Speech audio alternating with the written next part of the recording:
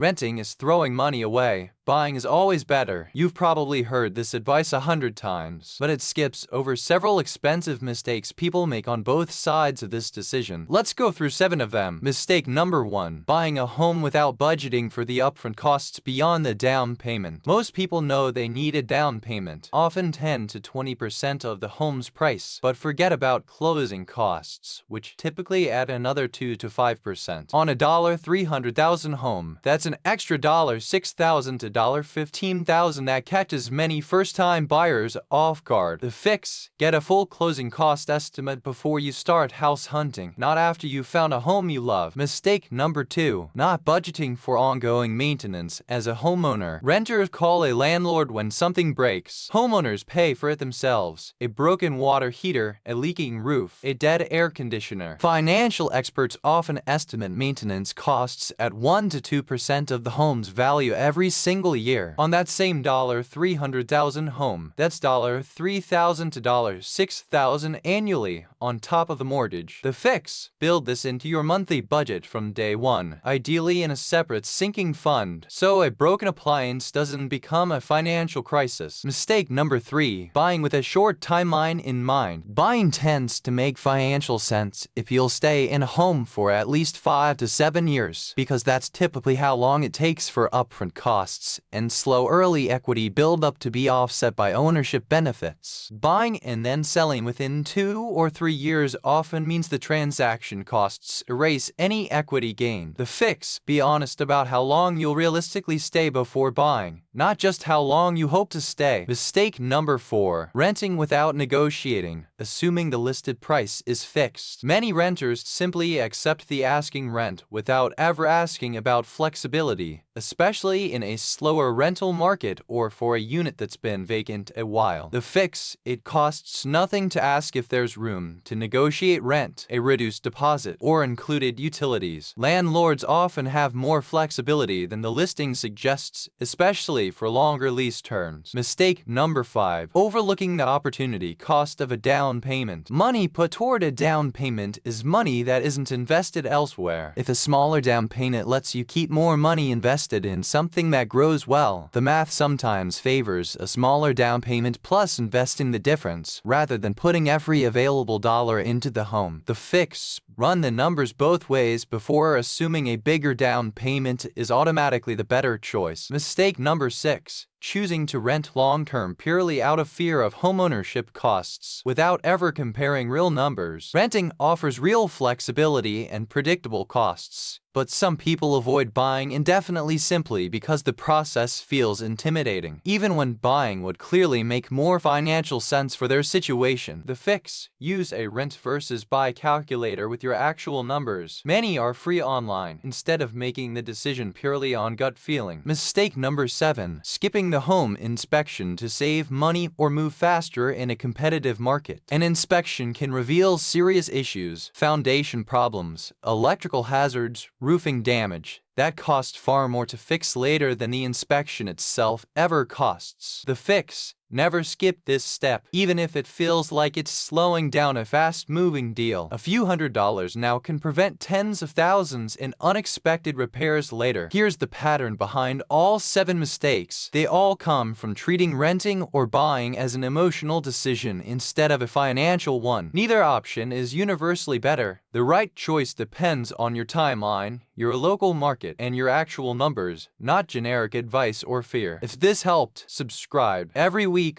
one simple money lesson. No jargon, no hype, just what actually works.